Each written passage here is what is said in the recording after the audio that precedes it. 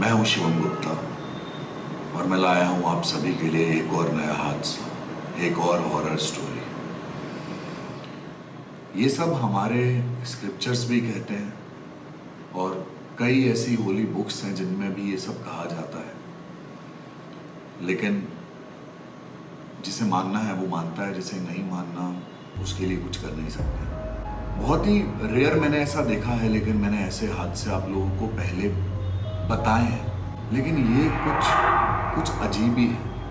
मैं खुद भी इसे समझने की कोशिश कर रहा था, लेकिन मुझे रिसेंट टाइम में एक इंसिडेंट के बारे में पता चला है, बहुत लेटेस्ट है। तब से मुझे ये बिलीव हो गया है बहुत अच्छे से कि कुछ भी हो सकता है। रिसेंटली जो इंसिडेंट हुआ है वो एग्जैक्ट हॉरर नहीं है, इसलिए मैं आपको वो बता नहीं रहा हूँ, लेकिन है वो भी एनर्जी से रिलेटेड। ये वाला थोड़ा कुछ अलग है। ये बात शुरू होती है एक हॉस्टल कहूँ या मतलब वहाँ कुछ लड़के रहते हैं, आप ऐसा समझो। उनमें से एक लड़का होता है सुमित, जो वहाँ पे नया ज्वाइन करता है कुछ लड़कों, और बहुत ही अच्छा कॉर्डियल वाइब हो जाता है, चिल वाइब हो जाता है। कुकिंग वगैरह भी खुद ही करते हैं क्योंकि फाइनेंशियली उतने स्ट्रांग नहीं है। अब ये जो हॉस्टल है ना, इसके पास में एक घर है, और अगर आप हॉस्टल की टेरेस पे चले जाओ तो आपको वो घर सामने दिखेगा। मतलब एक सामने, एग्जैक्ट सामने नहीं है वो घर, बट टेरेस के एक पॉइंट से आपको वो घर दिखेगा। तो सुमित कहीं से आ रहा होता है और वो घर ना मोस्ट ऑफ द टाइम बंद रहता है।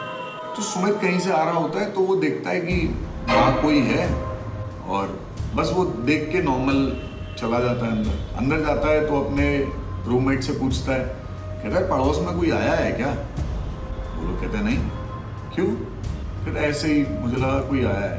कहता है छोड़ यार, बहुत भूख लगी है, तू खाना बना दे। और ये बात एक आई गई सी हो जाती है। सुमित भी इस चीज को उतना ज्यादा सीरियसली ले नहीं रहा है, क्योंकि ठीक है कोई आया होगा बात करना। फिर एक और दिन होता है, 2-3 दिन बाद सुमित फिर से वहां पर किसी को देखता है, सेम इंसान को देखता है दोबारा, और इस बार ना वो एक छोटी सी स्माइल उसके चेहरे पर है। सुमित भी स्माइल करता है, वापस चला जाता है। अब जब ये वापस आता है दोबारा अपने रूममेट से पूछता है, यार पड़ोस में कोई आया है भाई, तुम लोगों ने देखा नहीं है क्या? उनमें से एक लड़का कहता है, यार तू पागल हो गया क्या, तेरा दिमाग खराब है क्या? कहाँ देख के आ जाता है? कोई नहीं है भाई, बड़ा सा ताला लगा है वहां पे। सुमित चुप हो जाता है। सुमित पहले दिन तो ये सोच रहा था कि हो सकता है मुझे धोखा हुआ हो सकता है मैंने उतना ध्यान ना दिया हो, बट 2 बार हो चुका है बैक टू बैक, तो वो चाहकर भी उस चीज को अवॉइड नहीं कर पा रहा था। अब सुमित को पता था कि अगर मैं देखूंगा भी तो मैं इन लोगों से तो बिल्कुल नहीं कुछ कह सकता। छत पे कपड़े डालने के लिए जाता है। जब कपड़े डालने के लिए जाता है तो दोबारा से सेम आदमी को इस बार वो पूरे होश में क्लियरली उसे देख रहा होता है, और वो सोचता है कि अब ये धोखा नहीं है। वो खुद को पिंच भी करता है, लेकिन उसके मन में कई सवाल आते हैं। अब ऑब्वियसली ये लोग तो वहाँ पे टेनेंट है, उन्हें ये भी नहीं पता कि इस घर की हिस्ट्री क्या है या कब से बंद है। हो सकता है कुछ लोग रहते हों और कहीं चले गए। बट सुमित सोचता है कि ये जो इंसान दिख रहा है वो सिर्फ मुझे क्यों दिख रहा है, इन लोगों को क्यों नहीं दिख रहा है। सुमित जाके दोबारा प्रॉपरली चेक करता है तो वाकई में वहां ताला डला हुआ है, बंद है, क्लियर दिख रहा है कि वहां कोई नहीं है। अब सुमित ये बात को बहुत अच्छे से जानता था कि मैंने अगर इन लोगों को बोला तो ये मुझे ही बोलेंगे कि तुझमें अक्ल नहीं है, कुछ भी स्टोरी बना रहा है, क्या है, डराने की कोशिश कर रहा है। सुमित उस जगह पे एक जो लोग बहुत टाइम से रहते हैं, तो उनमें एक अंकल थे, वो ऐसे चेयर डाल के बैठे रहते होंगे एक शॉप के पास। तो सुमित पूछता है कि अंकल एक बात बताओ, ये जो हॉस्टल के पास ये जो घर है, ये इस घर में कोई आया है क्या अभी? बेटा वहाँ कौन आएगा, वो तो सालों से बंद पड़ा है। तो उन्होंने पूछा कुछ ऐसा है जो यहाँ का अजीब है या कुछ ऐसी बात है?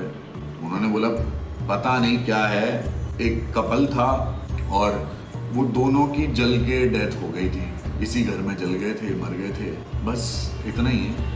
तो सुमित सोचता है कि शायद ऐसा कुछ होगा, या तो पूछता अंकल आप लोग तो पड़ोसी थे, आपने कभी इनके साथ फोटो खिंचाए, कभी कुछ ऐसा है?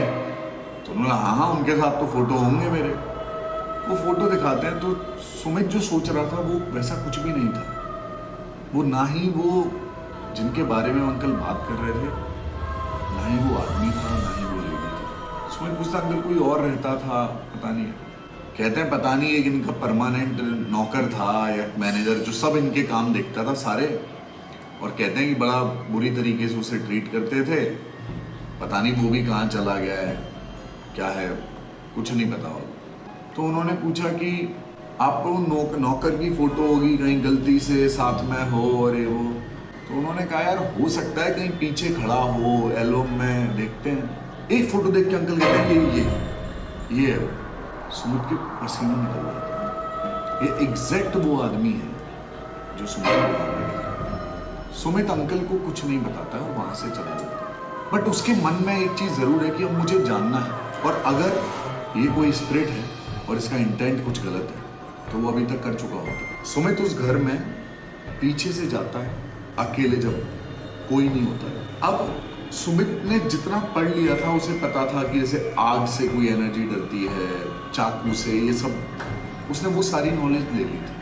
सुमित उस घर में पहुंचता है, कोई फिल्मी सीन नहीं होता, बट वो उस इंसान को दोबारा सामने देखता है और वो लंगड़ाते हुए चल रहा है। सुमित उसे बोलने लगता है कि मैं जानता हूं कि आप अच्छे हो, लेकिन क्या हुआ है आपके साथ, आप क्यों भटक रहे हो, या क्या हुआ है, क्या बात है। वो कोई जवाब नहीं देता और वो सुमित की तरफ चार्ज करता है जैसे वो उसे मारना चाहता है। तो सुमित ऐसे आग जलाने लगता है, कुछ करने लगता है, कहता है देखो मैं तो आपकी मदद के लिए आया हूँ, आप मुझ पे क्यों अटैक कर रहे हो, आप चाहते हो तो मैं यहाँ से चला जाता हूँ। मैं तो बस ये जानने आया हूँ कि कुछ ऐसा है जो आप मुझे बताओगे, क्योंकि आप मुझे ही दिख रहे हो। इतने टाइम से मेरे रूममेट्स यहाँ पे रह रहे हैं, उन्होंने आपको कभी नहीं देखा। तो वो एकदम रुक जाता है। सुमित को भी लगता है कि अब ये कुछ सुनने के लिए तैयार है। वो बताता है कि उसके जो मालिक थे ये दोनों, वो उसे बहुत टॉर्चर करते थे, बहुत हरेस करते थे, और ये ना उस समय में लॉटरी के टिकट लेता था। तो इसका लॉटरी का नंबर कुछ निकला होगा, इसके कुछ अच्छे पैसे मिलने वाले होंगे, और ये बात इन दोनों को पता चल जाती है। उस दिन ये बड़ा प्यार से इससे बिहेव करते हैं, इसे खाना खिला रहे हैं, प्यार से बिहेव कर रहे हैं, और इसे बिल्कुल नहीं समझ आ रहा वो ऐसा क्यों कर रहे हैं। फिर वो सीधे उस चीज के बारे में आ जाता है। ये मुझे जहाँ से पूरी स्टोरी पता चली है वो थोड़ा कंफ्यूजिंग है कि लॉटरी का है या उसे कहीं सोना मिल जाता है, कुछ तो उसे मिल जाता है, और वो इसे मनाने लग जाते हैं कि तू वो हमें दे दे, हम बहुत अच्छे से संभाल पाएंगे, हम अच्छे से चीज़ की केयर कर पाएंगे, तो तू वो हमें दे दे। इसने डिफेंड किया, मना किया उस चीज़। कहते हैं उन दोनों में इतनी मारा पीट हो गई, इतनी मारपीट होने लगी कि इन्होंने या ऐसा कह लो मर गया लड़ाई लड़ाई, और इन दोनों हस्बैंड एंड वाइफ ने उसी बरामदे में उसे गाड़ दिया। तभी ये बात फेमस थी कि वो कहीं चला गया या मर गया, पता नहीं। लोग आसपास में ये बात करते थे उस गांव के बारे में, क्योंकि ये लोग बहुत नॉर्मल ऐसे बिहेव करते थे, कहाँ भाग गया पता नहीं, पैसे ले गया यहाँ से। उसी के कुछ समय बाद उस घर में आग लगती है और वो दोनों मर जाते हैं, और ये अपने मुंह से खुद कबूल करता है कि मैंने उन दोनों को मारा। लेकिन अब ये भी वहीं पर भटक रहा है। सुमित ये सारी बात सुनता है और वहां से उठकर फिर चला जाता है। अब सुमित को ये सब लगता है कि यार ये कोई ट्रैप है, क्या है, मेरे तक क्यों आ रहा है, क्या कारण है इसके पीछे, कुछ नहीं पता। लेकिन एक चीज वो पकड़ लेता है कि उसे वहीं बरामदे में दफना दिया गया। सुमित ये बात बाहर बता देता है, पूरा नहीं बताता। कहता है यार यहाँ पे ना, कहता मैं पहले आप लोगों को कुछ नहीं कह पाऊंगा, लेकिन इस बरामदे को खुदवाना जरूरी है इस घर के। कुछ लोगों को बताता है, छुप के खोदा जाता है। एक्चुअली उसके अंदर से कंकाल निकलता है और वो उसी नौकर का होता है। इससे ज्यादा और मैं आपको कैसे विश्वास दिलाऊं कि एनर्जीज क्या क्या कर सकते हैं। और ये पहला केस नहीं है, ऐसे कितने हादसे हैं जिसमें खुद किसी आत्मा ने आकर बताया।